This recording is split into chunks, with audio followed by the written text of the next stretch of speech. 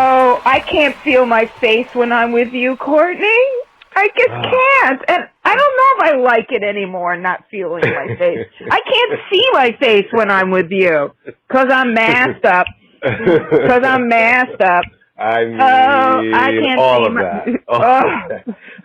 Welcome to ImmaLetYouFinish with your host, Barbie Benton and Rashumba. We're back. I want to be Rashumba. She used to be my next door neighbor. Back when when Fort Greene was like, all the cool young black kids. Absolutely. And she used to work at she was VH1 back then, right? No, before that. When she was a model. When she was a model, she was married to Gary Jourdain, who was so nice and so gorgeous, who I became friends with his sister. But the point is that he was so nice and gorgeous, and my friend Dina said he's too good looking to be straight. Yeah. No, I love him. All right. Anyway, sorry. Last night was Sunday, and there was no 90-day fiancé. No, but it was a night of testosterone as the 51st Super Bowl played, and Tom Brady and the fuck him. I mean, poor Patrick Mahomes. He looked like at the end of that game, he looked like. What was the score? I didn't watch the game. Like 9-30-something, 9-31. No, 30-something to 9. Yeah, you know what I'm saying? Yeah, 30-something to 9. I mean, after a while, I just was like, all right, they're not going to win, so let's just focus on the important things, like Eric Church and Jasmine Sullivan. Dreamy. Now, I'm not even going to lie and tell you I watched it in real time because watching the Super Bowl entertainment in real time is for losers. I was watching something else. I'm on a new foreign TV show, by the way. I'll tell you about it later. I'll be fluent in 3 languages by the time this. Fuck Duolingo. I'm just going to do this. They were spectacular. I know of Eric Church. I've never heard him. He's, kind of one of these new country guys. Obviously, Jasmine, we love and worship and have for years. Gorgeous. Eric Church is not new. He's been around for yeah, he's just not somebody who's on my radar, but I could use his name in a conversation. That's the way I know. I thought it was smart that they did it. It was like, with the way the country is so crazy right now, you can tell the subtle ways the NFL, and I guess this is the Rock Nation portion of our show, right? Put a white person in there. well, not even that. Just taking 2 people from really, like Jasmine Sullivan, she is not your artist who's going to give you pop songs. She's an R&B girl, and her audience is really an R&B audience.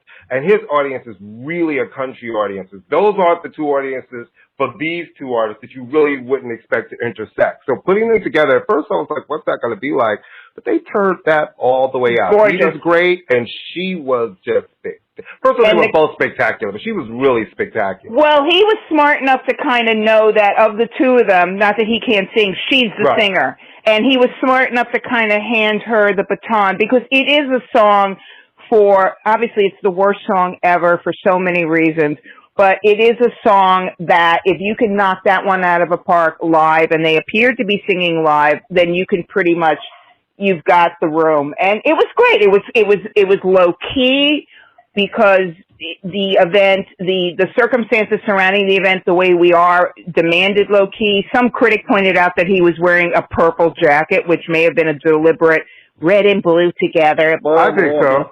I don't think that was by accident. None of that was by accident. Absolutely. But she looked gorgeous. They sounded great. She looked gorgeous. The guitar. I mean, everything was perfect. It was fine. Perfect. I mean, everybody always goes Whitney. I mean, that was an amazing performance. You can't. That's like, saying you can't judge every performance against Whitney. It's like that was a once in a moment, and everybody brings their own thing, and it was wonderful. No complaints. And, the thing about Whitney, too, right? Remember, it was the war had just started. That moment was a culmination of a lot of shit. No, it was an iconic moment. Yeah, absolutely. People have to just stop every time someone does this. It's like, come on. I mean, everybody does their own thing to it, and they did a great job. To the best of my knowledge, and of course I'm wrong, I think it's one of the first times there's been 2 people singing it. It's not usually 2 people doing the national anthem. I loved it, and I am not mad at the Super Bowl, I should say. Yeah, I am not mad that Jasmine Sullivan is getting a much deserved introduction to the white people. White people, listen to Jasmine Sullivan. The and end. so, did you see a little bit on the pre-show? Miley Cyrus continued with her "I'm every rock star in the universe," and this time she brought out Billy Idol, who bless his heart.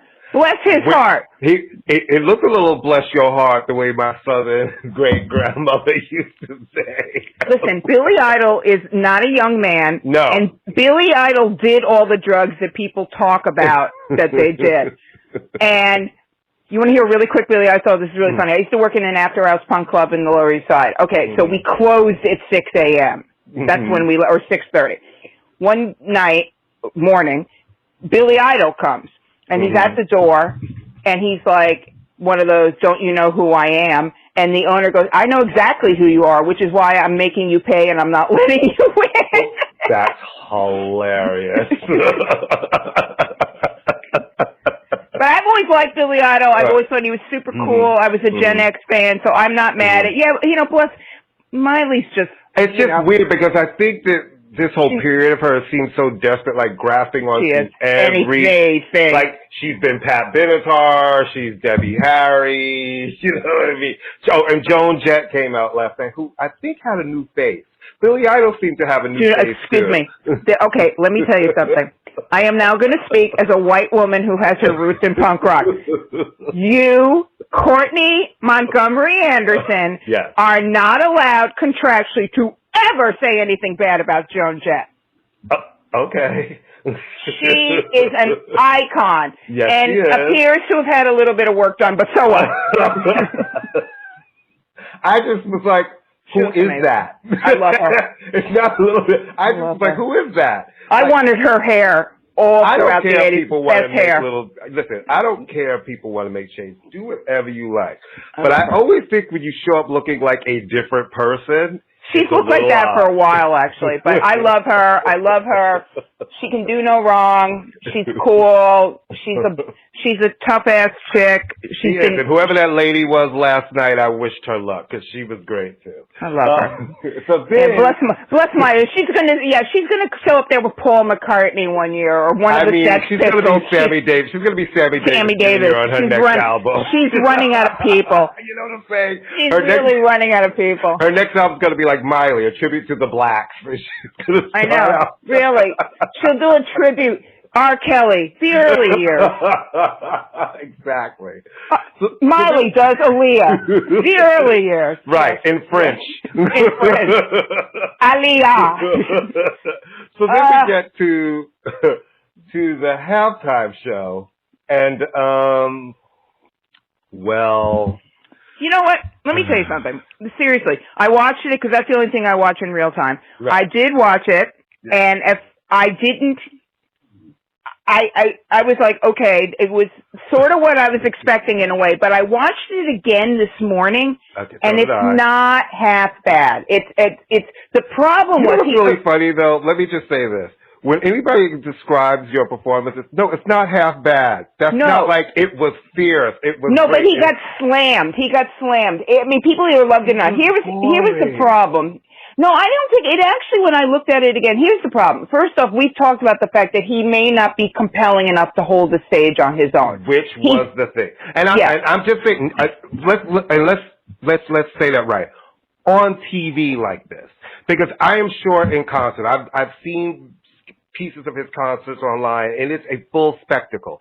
So when you're in an arena and everybody has come to see you, and you create that energy, it is so different than 14 minutes on television. You don't think, but I actually think that's funny you say that because he was limited in terms of the physical space he had. He was only allowed to use the bleachers. So I thought that the production values were fantastic. I thought the lighting and the messages they were flashing and the choir up in the bleachers was really cool. Listen, the set wasn't the problem. The set wasn't even a hindrance.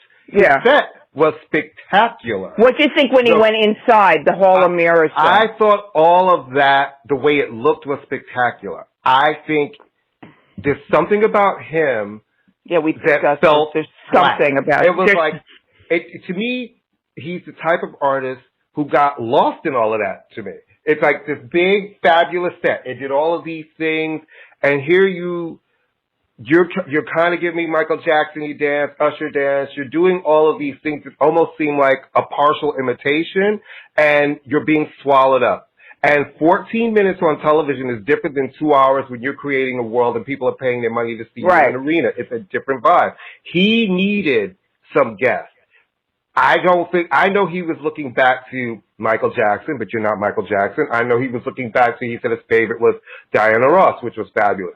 You're not Diana Ross. You know what I mean? He's definitely, look, I mean, the thing is, it's very funny to me that the old people, I guess, which I fit into that criteria, are like, rah, rah, rah, rah, rah. His entire sound now is an homage to the music that the old people grew up with. He's doing 80s synth pop, for fuck's sake. But you notice I didn't mention his song. It has nothing to do with the song. Because everything he sang was a hit.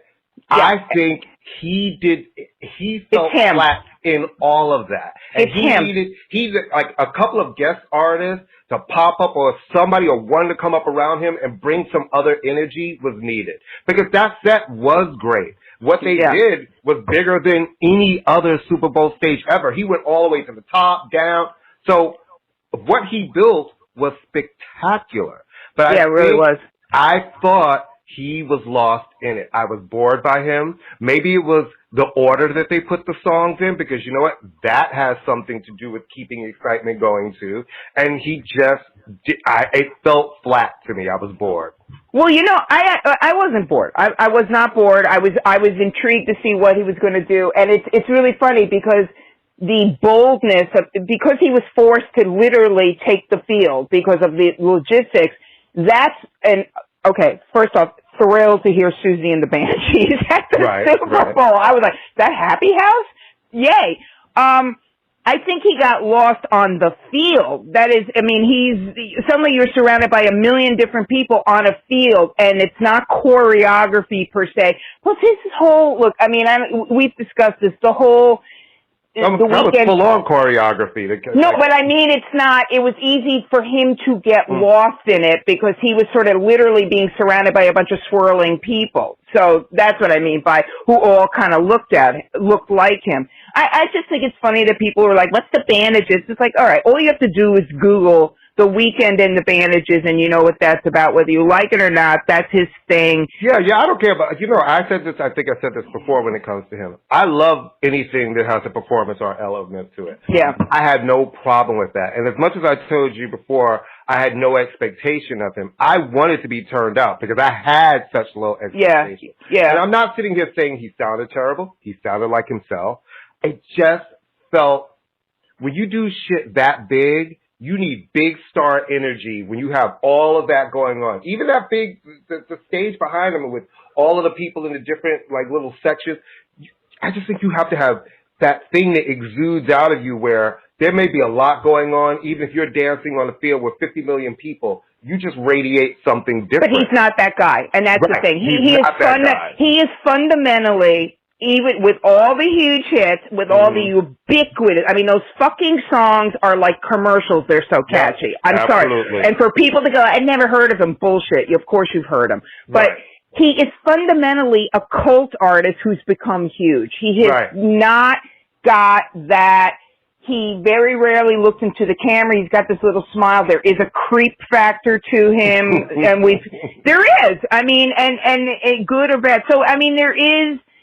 That's the problem. I mean, the problem is not the music. He's really talented. The problem is not the presentation of the music. The problem is it's hard to latch on to him.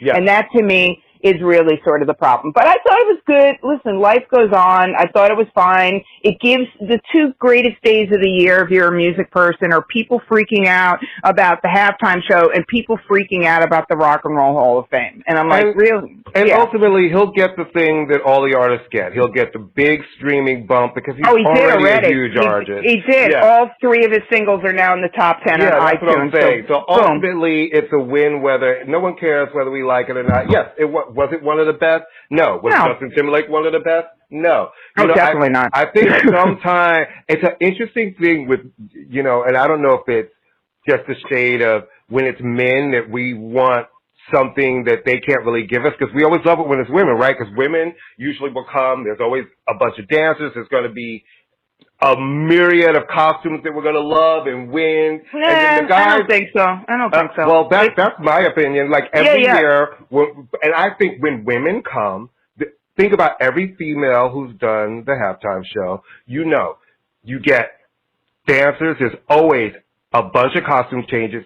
People love that. That's the spectacle part that we want in the halftime show. And like, he didn't change. You didn't get that. And the same thing with Justin. Remember, Justin's halftime show was equally sort of, some people loved it, a lot of people hated it. Think about Maroon 5, all the guys. A lot of people hated it. I think there was different. I mean, I was just, but people loved Bruno Mars. Yeah, well, but what did yes, and what part of Bruno Mars did people talk about? When Beyonce came out. No, that's not, maybe those are the conversations that I have. And people, when they talk about that Super Bowl, it was Bruno Mars, Beyonce Formation, the dance-off. That's the part that people love. And when you see people put clips up of Bruno Mars, it's always the clips of him and Beyonce to dance off and then them all singing together. And again, Bruno Mars had Chris Martin. He had guests with him. Well, Chris Martin brings nothing to the table, in my opinion. I know. I mean, maybe it's time, you know. He's one of those guys that, he reminds, there's just certain people who just keep getting, they just get a pass for being themselves. Because I kind of think Chris Martin and Coldplay are boring. I don't understand people's fascination of them being, listen, they've made some great songs. I don't get the fascination. I don't. Well, they're not fascinated critically. They're reviled. I mean, critics hate them. Right. I mean, absolutely hate. I will say this, and then I think when we talk about this, it is meant to be a spectacle. That's why you don't have singer-songwriters up there. But I will say this. Women are always going to be judged differently. A woman getting up there there's never been a band which has women in it. It's always been their solo performers. That's so, women are damned. They either get up there and they're not sexy enough or they're too sexy. So, I mean, Springsteen gave a great show. U2 gave a great, Tom Petty. So there is that, they have changed post Janet for a while. They got into a more, maybe it was, but after Janet, it was all old people. For rock, a while. it was rock guys. No, it was. I mean, because they knew they knew it was a safety and there is a comfort food aspect of it, and not for nothing, these are arena rock artists. There's a reason why arena rock is. But I would dare say, Gaga was great. I would dare say, Pink, Gaga was fabulous. Pink could turn this fucking thing out if they put her on stage. Absolutely. And as much as we're laughing around about Miley, she could turn it out. No, she would do too much because she does too much. No, but she could if she focused. Right. If she focused But anyway, the point is that women are just. I wanted them to do a blast from the past and book the Spice Girls because they had just come off last year having that hugely successful stadium tour, and I was like, everybody would have tuned in. Like, you guys like to pull out a nostalgia act. The fucking 14 minutes of the Spice Girls would have been fucking amazing. But Courtney, they're too old. Don't you know that? They're women and they're over the age of 30. My Spice Girls. No, I'm just saying. Come ageless. On. No, well, they're not. They are. Yeah. No, I'm just saying the reality is they're not. There's no reality. You know who would be a great halftime show? I'm being very serious here. Who? Harry Styles. He has the musical credibility, he has the hits, and he's a showman. He's in that Robbie Williams kind of school of showman, except that it's trained. I'm just saying, he would be a great, if he was on... You and your lover, Harry Styles. No, but I'm serious. No. He's had the hits. He's had the hits. He's had the hits. I'm just saying he would be able to pull it off because he's got a great band. He has a showman element to it. And he would be smart enough to know that One Direction is going to come up for one song in that. Or whatever. Show. I mean, he would bring Stevie Nicks up there with him. I think he would. But anyway, I mean, Rock Nation is veering in a different direction. I'm fine with that. I have no problem with representation at their, if Jay-Z thinks he's changing a culture of racism and sexism in the NFL by having a couple black people on stage, bless his heart. So, Kumbaya, Jay. Kumbaya, motherfucking ya. in other music, can we just briefly talk about the Springsteen, talk about old white men and racism and sexism? Well, should we go through, okay, yeah. Let's just talk, I mean, the Springsteen ad was the one that got the big, buzz for obvious reasons, because it's Bruce Springsteen. And he's never done a commercial. He's never lent his music to anybody. I mean, a lot of other artists of his generation have, including Bob Dylan. And it was a 2-minute ad, so that's major. I thought it was a commercial for his new. I thought he was doing like Western Stars Part 2. I really did. Because we were kind of talking, and when we turned around and looked, we recognized. I was like, "Is that Bruce?" But he's walking away from the camera. They're not showing the front of him. Then we see him, and I was like, "Oh, is he still doing the Western Stars thing?" And then we saw that it was a Jeep commercial. I'm sorry. Did you not look at the cover of Born in the USA 100 times? He has a very identifiable ass. Come on. I'm so sorry that I didn't look at it the same way you did, but I dated a guy for quite some time because his ass reminded you of but he reminded me because he was like in the 1980s, all the guys I knew wore black and they were like super skinny and this guy like tucked in his t-shirts and had a big old cowboy belt. And I was like, Sigh. You're a cowboy.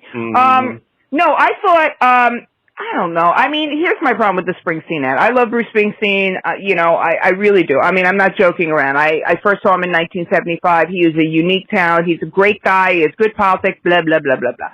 I'm just tired of this underlying sense that in order to unite the country, people on the left side have to kind of get along. No one is telling these fucking other lunatics to get along with us. And I also don't, they filmed the commercial literally in the middle of the country, like the absolute. And I'm also kind of like, Christianity, like why? Why do we have to have churches everywhere? That's not for, I don't know. That bothered me a little bit, but life goes on. He looks great. I'm not mad at it. It's fine. Can I say something about that, too? I really, it's like whenever I hear Meghan McCain, when she's on The View, she's always like, you guys should be nice to the conservatives, talk nice to conservatives, and you guys, conservatives, get treated like shit. And then nobody ever turns to her and like, conservatives don't talk about anybody who's not conservative in a nice way. You guys don't treat anybody on the other side. You call us left, all this extreme, all of these names, but you keep asking for this respect from whatever the left is. I don't even know what that fuck it is. It's nothing. It's like you keep asking for something that no one seems to be giving. It's kind of bullshit. Yeah, I don't remember anybody from the left storming into the halls of democracy and threatening to hang people. But color me crazy. So, do we want to talk about Morgan Wallen, or do we just want to skip right to Van Jones so we can just start I'll reading? say this really, I'll say this really short about Morgan Wallen, and I don't know. Okay. He's another one of these guys. I heard the name, blah, blah, blah, blah, blah. The hair is ridiculous. He looks like he was made in a factory, like a country music factory. I'm sure I listen to the music. It's like, okay, it's not, I have no problem with country music, but to me, it's just this bro country, which I could give a flying fuck about, country artists who were influenced by the Eagles as opposed to like actual country music. So I watched the TMZ tape and not what he said. What he said is not justifiable, but I seriously thought it was going to be this drunken hillbilly screaming at a black person. And I was just and I'm not condoning the word. Listen, I was raised that like that word would not come out of your, it was not even a question. And I wrote about hip hop for years. I wouldn't even write it out in an interview. It's not, hip, but I really, guys, she's not kidding. On one of our earlier shows, I was making a point about something, and I used the word in the context of something, and Milady here Thank you. absolutely, after that show was over, was like, you're editing that part out. And I really wanted to keep it in because I thought the point I was making was important. But it bothered her that much, so I took it out. So it's like when I threatened to kill the president. I was like, I don't know. Yeah, you're trying to coming out the gate. Threaten to kill the president. And now, look at me, Courtney. I was a prophet, okay? But I really was, all joking aside, and I think the actions taken against him, I mean, it's a myriad of things we could discuss, but I will say, I was shocked because I really seriously thought the tape was going to be this fucking guy outside of a bar screaming at random black people. And it turned out to be this fucking guy using a word that he should not be in his mouth, but at a white person. I was like, huh? I was confused. But his fans are rallying behind him, and the songs have been shooting up the charts. You know. Whatever. But it does come down to cancel culture, right? I think that we have this one box fits all mentality. I also think, talking about the N-word, we keep stop selling everybody this word. We sell it to you. We sell it to you, then we get mad when you use it. We sell you these expressions, and then we get mad when people use them. When you keep selling somebody something, it becomes part of the lexicon. Like when you start saying, you know, my to people, then that's why now you see. It's funny whenever I see Latin dudes and they're like, "Yo, my," and I always it kind of baffles. You're like, really? Because you're not that. Right, but then it's like, fuck. When you sell somebody something I know, it's a weird thing. over again, then it becomes part of the lexicon, and then we're turned out when they used it, but we fucking put a price tag on it and we sold it. But it's also ownership too. It's sort of the thing, like I can refer to a woman as being a cunt, but don't you refer to a woman, because I know what it means. Yes, call someone a cunt, you know, and the British do it too. Yeah. And cunt is a big British. Cunt, they love cunt. I love cunt and twat. Those are great words. But I will say, and I am not defending it, because I'm in a situation where I teach, and the word comes up in a couple of things, and I will literally say, like, I have seen students. I go, you don't have to say it, and they kind of flinch a little bit when the word comes in, and these are black and Latino students. But I will say this, that it's the idea of it's ownership, but it's also, is there a difference between ER and A at the end of the word? And that's where the argument comes. They're saying we're using A, so it's not the same. And listen, and there is an argument for it, because when I was young, calling somebody queer was not a compliment. It was not, you know, queer people have taken that word back and it means something different. But in 1967 and 1970s and 80s, when I was growing up, calling somebody queer was the same as calling somebody a faggot. It was not, the worst. It wasn't some identify as queer. So there is precedent for saying we took something that was used against us, switched it around, and made it into something different. I just think the history of the N-word is so harsh that for a lot of people, it is really hard to see that. And then we use it so much, and it's in movies, and we make all these sayings, and now it's in the lexicon, and it's like, well, I can say it, you can't, and that's where it gets dicey. It's like, well, you sold it to me. So don't tell me I could buy something that I can't use something. Yeah, well, you know, everybody in this country, and then we'll move on, needs a very good lesson in history and civics.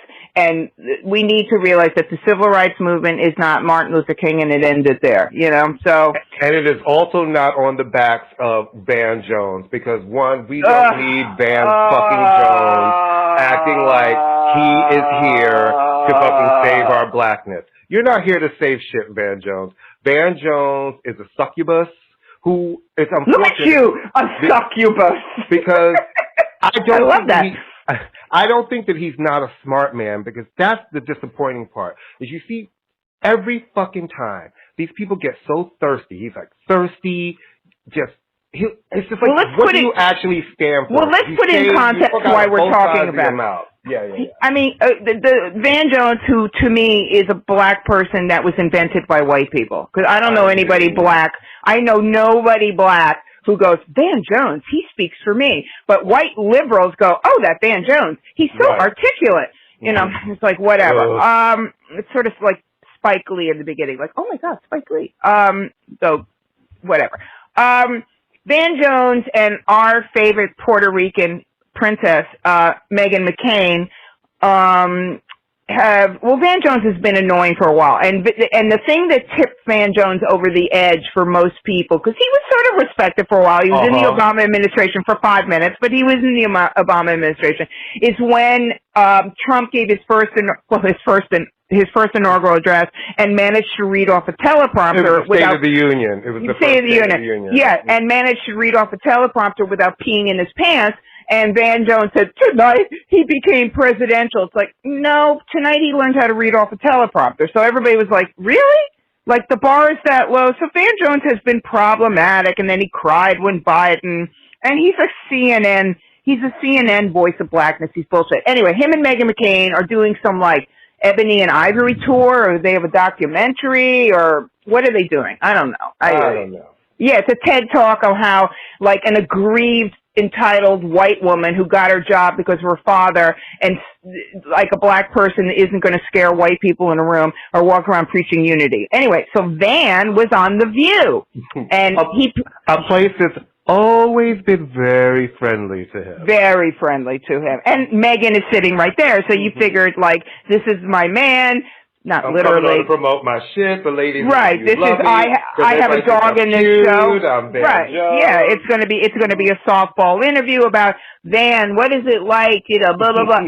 And Sunny Hostin, who to me, Sunny Hostin for president. Okay. Everybody forgets she's a prosecutor. She's a prosecutor, and she used to work as a contributor with Van and their friends. So I'm sure she's been watching all his bullshit, just waiting in the low. Well, anyway, she ripped him a new asshole and basically said, you know, what nobody says, which is like, black people aren't checking for you, Van. That was the best. After she read from this whole list of all of this shit he did, and it being like, and then you sat there and cried when on. I know, it's beautiful. You cried on CNN when Biden was elected. Black people don't have any confidence and trust you, Van. He's like, no, and that's the thing that was beautiful, because he got into this immediate knee-jerk, aggrieved, I'm a victim, I'm a man, why aren't you taking what I say seriously? And he got seriously, I mean, he went into a Rand Paul level of how dare you talk to me that way. So if that was enough, then Anna Navarro, who will also cut a bitch, came in and ripped him a new asshole. But another one of his CNN colleagues. Right.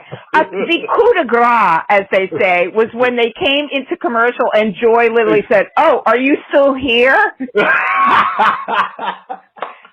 Okay, great. Thank you, Van Jones, for being here today. Why don't you go take a nap? I mean, I love Joy. That shit. I love Joy so much. Fucking bow. It's like, I love Joy so much. Can I tell you that one of the great disappointments of my life, and I think I speak for all non-religious Jews in New York, was finding out she wasn't Jewish. Wasn't Jewish. Right. I was like, she comes off like she could be an old Jewish grandmother. No. Well, she's Italian, so it's the same difference at a certain point. Yeah, Brooklyn Italian, Jewish, Iceberg Goldberg. It's the same fucking shit. No, that's why John. That was great television. Let me tell you something. And I used to like Van Jones years ago, and then he just, I started really peeping him. I was like, no, I see who you are. And then when you see him out, he's like one of those people who's really celebrity obsessed with being in. He's that guy. No, he is not our friend. No, and he is not our friend. And you're right, Van. If you're listening, we don't fuck with you. No, so stop acting like you're speaking for black people. You're speaking for you. He's not our friend. I've heard some dish about him too, which I can't confirm. But he's just supposedly not a nice guy in real life. But I don't know that. Rumor has it. That's like the GQ article right now that goes into the whole Andrew Gilliam situation. I loved that article. I thought it was great. I thought it was well written, and I have to tell you, I don't believe him. I actually believe the nurse dude / Well, again, let's get some. All right, so Andrew Gilliam, for those of you who have a memory span of 5 seconds, he ran for senator. Or go to our Facebook page. Governor. The article is posted on our Facebook page. Yeah. He ran for governor against Ron DeSantis, blah, blah, blah, highly contested. Black guy from Florida would have been, like, extraordinary if he won because it's Florida. And then what? Basically, he was caught with an escort. Well, let's talk about it, because he lost by 18,000 votes to be the governor of Florida. But he was a rising star in the Democratic Party. His name was kind of being thrown in a hat as a possible VP candidate, like committees. They really had big plans for him. And then, the whole hooker mess. Third person who turned out to be the next client who showed up. It was like, what the fuck's going on? There are 2 people passed out and drugs. Well, let me ask you something. Mm-hmm. Where's the sin? I'm being very serious. The sin? The tape was leaked by Candace Owens, so she's not to be trusted at all. No. She leaked the police report. Right. The tape. I'll tell you where the sin is. Because that prostitute guy also took all of those pictures, and he said the sin is if you are married and you're bisexual and you're deciding to, because I think it really puts a bad spin on bisexuals, like they just can't control their sexual urges, right? So if you're stepping out on your wife, because ultimately to me it's just like you're cheating. You're cheating on your wife with a prostitute, and you're also this crystal meth. It's not like y'all did we got some weed and we took some mushrooms. I mean, what's the difference? Crystal meth. Let me just tell you about the crystal meth world. You don't have to tell me about I'm just saying, you're asking where's the sin. Yeah. In the gay world, it is used very, very specifically. Yeah. So that means the sin is he likes to do some wild shit. But the story he's telling is very fucking different. It's very different than what the evidence is. Okay, so but the truth is, you're a liar. Your wife knew who you were when you got married. I've heard some things, but since, allegedly, and we don't need to get sued, I won't say them on this show, from back when he was in college and shit. It's just another politician who wanted to get in politics and probably thought, I need a wife and a family to go out there and be that guy. I disagree. The sin is obviously he's doing drugs illegally and whatever. To me, it's like this is a situation between a man and a woman. Look what happened. Pete Buttigieg, had enough issues with people accepting that he's gay. Honestly, it comes down to a marriage. If they have an agreement and they have an understanding, I don't think you should cheat on your spouse. But if this is his internal struggle, I am straight, but I've obviously known a lot of gay men and women. I've known bisexual men and women. He's not struggling with his sexuality. Nothing about that article, and when he talks about it, he's never said I'm struggling with my sexuality. But he's under no compulsion to tell people who he sleeps with. That's his business. No, he's not. But if you're trying to be if you're trying to run in politics, I think it's best you not be. We see you in your own vomit with your dick hanging out, and another motherfucker who's OD'd on crystal meth after taking video and pictures. Well, that's across the board. That's across the board. You know what I'm saying? Well, that's the problem. The problem is the whole situation is sleepy and fucked up. Yeah, we're not married to him, so it's not our issue. But my thing is, stop running around doing press about it. And notice in that article, they were fine talking about everything until they realized that the reporter, as any investigative journalist would do, spoke to the other parties, and then they stopped speaking to him. Well, Marion Barry got reelected, and he was caught on camera smoking crack with a hooker. But Marion Barry at that point was beloved. People loved him. They did. They loved him. I will bet you, if he wants I don't care about a sex scandal. Sex scandals ruining people is a very American thing. If you think about Europe, people have sex scandals. All the time. All the time. And I don't care about all of that. To me, I'm just like, dude, I don't even, I feel like the steps after were weird. That weird Tamron interview where he was wearing the rose gold lips and eyeshadow, it was very odd. I felt like this interview, and just once they spoke to other parties, them just stopping all communication was odd. And I just don't like the moves that he's making after seem both thirsty, trying to rehabilitate, and a person lying, not telling the truth. So just don't say anything. Because the thing about America is we have 500 stories a day. If you stay quiet long enough and you really don't say anything and you come back in a year or two and relaunch and try to work and do whatever you're going to do next, you'll find that you probably can. But when you keep doing shit like this, it keeps throwing oil onto the fire. Yeah. I always got a gay vibe off of him from the beginning. Yeah, but it's just me. He totally served that. No, and I'm not saying that to be snarky. I just sort of was kind of like, huh. First of all, you're around enough gay people.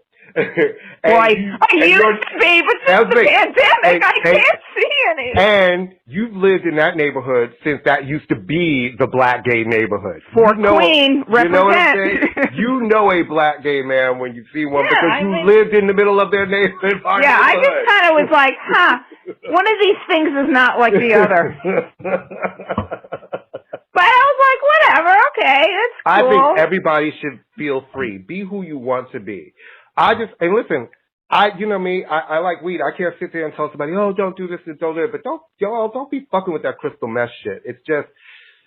It's never a good situation. I've seen up close just some of my gay brothers, and when I started seeing the black kids, because, you know, there was always the thing in the gay community. There was at least the perception, there was a black party drugs and a white party drugs. And usually the black kids were like the coke, weed guys. Everybody was doing, I mean, not for nothing, but it was a huge punk drug too. I mean, in the 70s, it was super cheap. I mean, how long is that shit? I think that's what it is. I always thought that we didn't call it crystal meth. Yeah, right. We called it speed. It was just called speed. Right. The Hells Angels were making it in California. Everybody. How do you think people stayed up all night and were jumping up and down and they had such shitty teeth? You know, the thing that's the same shit with all of the scenes here. Like, listen, growing up in the clubs, I have seen the kids go, and it's always so sad when you see the ones and you see the beauty, you see the drugs take that from people. But I will say that it may be used in a different way in a gay community, but it's been around forever. I mean, but in the gay community, it feels like they do a lot. It's like weird sex parties and a lot with of the pay and play stuff. Down and it has been crazy shit. I mean, speeding my brains out is not an invention of the last 10 years. I mean, right. I don't want to talk out of turn, but I have certainly seen a lot of people doing a lot of house cleaning at 3 in the morning. What are you doing? I'm cleaning the house. It's 3 in the morning. Why are you cleaning the house? Because I can't sleep. No, it's like 3 in the morning. It's like, what's that noise? Oh, I'm moving the refrigerator. Right, I'm cleaning out. Why? I'm getting us a new refrigerator. It's 3 in the morning. Bless their heart. And your neighbor's knocking on the door with the police because you're high-ass roommate. Oh, my God. Fucking 80s and 90s, honey, with some crazy 70s. I've seen some crazy shit. Can I tell you really fast, really funny speed story? Mm-hmm. Okay, really fast. Okay, bless his heart, Will Shatter, one of my favorite people in the whole world, used to be the leader of Flipper, one of my favorite bands. Anyway, San Francisco, the Dan White riots, right, when Dan White was acquitted for killing the mayor and Harvey Milk. All right, so they were full-out riots. So, oh, my God, were you living in San Francisco when that happened? Yes. Wow. The DA's kids were my downstairs neighbors, and Harvey Milk was my supervisor. But anyway, long story short. So Will Shatter and a bunch of people, he really was like an anarchist, and they went out and he was arrested in Berkeley the next day because he threw something into a cop car. And the cops went to him and they're like, what are you doing? You know, basically, what the fuck? And he's like, Dan White. And the cop, this is what he told me, Will. And the cop said, that was yesterday in San Francisco. Right. It's today in Berkeley. And he goes, I've been up all night. One of my favorites. He was like, don't get your ass kicked today in another town. I've been up all night. And R.I.P. Will Shatter, one of my favorites. But yeah, I mean, it was hilarious. All right, you wanted to talk about, talking about being up all night. You've been up all night dancing your ass off, haven't you? Well, not really dancing because these aren't dance records per se, but the 3 albums that I've been rocking all weekend that I did not know that I needed I should have known. The new Van Jess album called Homegrown. It's a EP. Not to be confused with Van Jones, please. Please. You guys, if y'all know, I love Van Jess. They're great. They're Nigerian-American sisters. And, RCH has signed them after years of them putting out, signed them in 2018 after years of them putting out stuff on the internet, as the young kids do. And this new EP is amazing. I love their debut album, Silk Canvas. That was a great, great record. And this one, it's just been lush grooves all weekend. And I'm loving this Celeste record. She's the black UK artist who actually has the #1 album in the UK presently. Okay. That is really, really, it's just good music. But, she fills that, for lack of a better word, Corinne Bailey Ray spot. So let's see what it does in the U.S. Because, black radio is just, I don't see them touching it.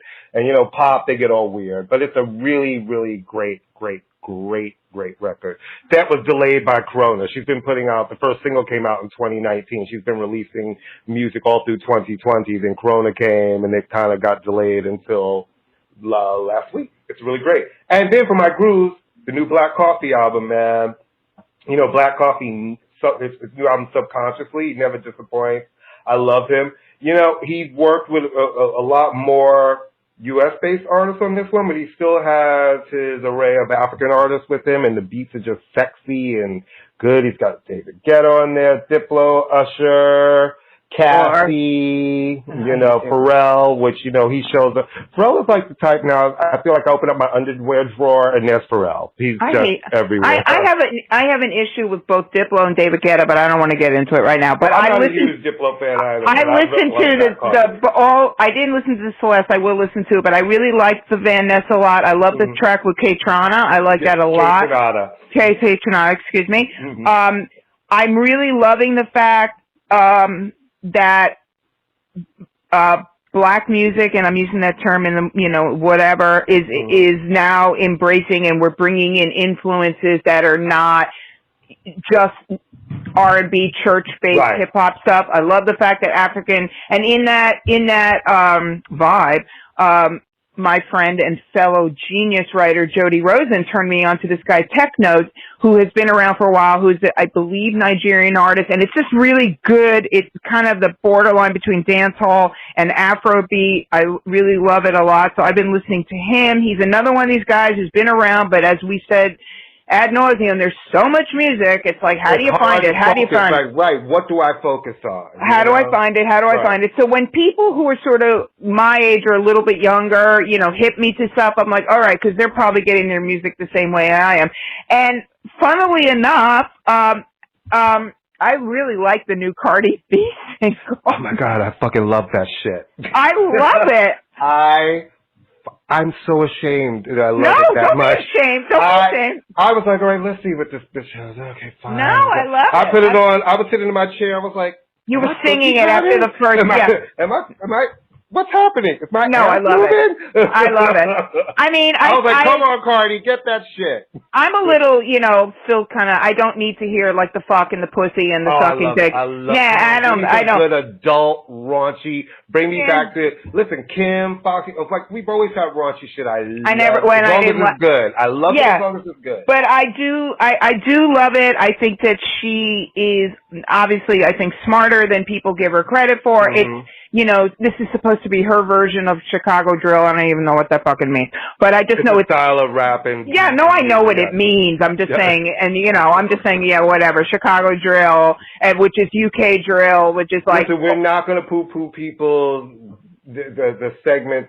Of no, I'm not poo-poo. I'm not poo-pooing it. I'm saying I'm a 61-year-old white woman. The fact that I'm not up on the variations of drill. You are also a writer of.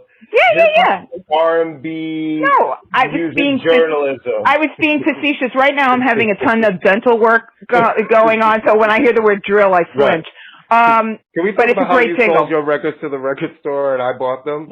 Yeah, that's hilarious. I was like, wait a minute, that's my album. I'm literally looking over as you're saying that, and I'm like, because we need to wrap this show up. Yeah. Amy sold some records to the record store. The Shaka Khan Life is a Dance fucking remix album. I mean, if I'm going to see that in a bin, how am I not buying that? And the fucking Adiba album that I used to have on vinyl, I have it on CD, that I've been looking for. And I send a picture, I'm like, look what I got. And I'm like, look what I sold.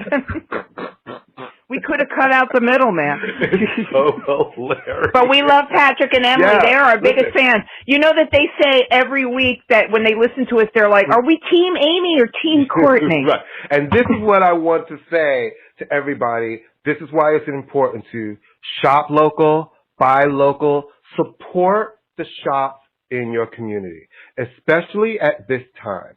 Support your friends who are teachers, especially at this time. Support your friends who you guys are always used to being the strong one, because everybody needs somebody to just check on them and say, are you okay?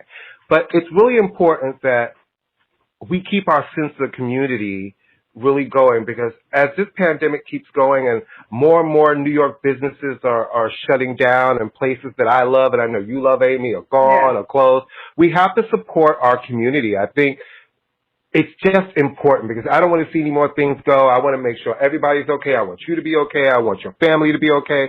I want all my little stores and restaurants to be okay. So support local. It really does keep everybody kind of going one day at a time, and I think that's what we all have right now. I'm getting my second shot. I moved my date. I figured out a way of moving my date. I just used another email address, and I'm going to give up my other shot, but I'm getting mine on the 18th. So we shall see. We'll see what happens. If I start being fluent in Hungarian and suddenly want to switch to Windows, we'll know that the chip has been implanted. All right, my friend. Shall we say adieu, as they say in the French? Yes, we shall. Because I've been watching more French television. And as Mylène Farmer would say, ouais. Is that what she would say, Courtney? Is that really what she would say? Ouais.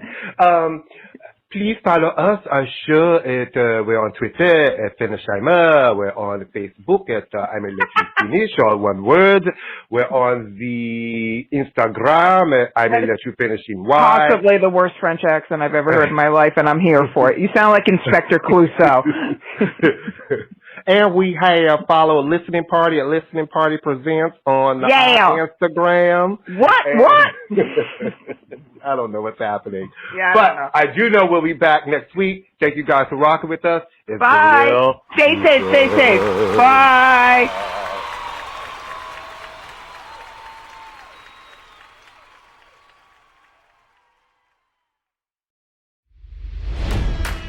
It's NFL draft season, and that means it's time to start thinking about fantasy football.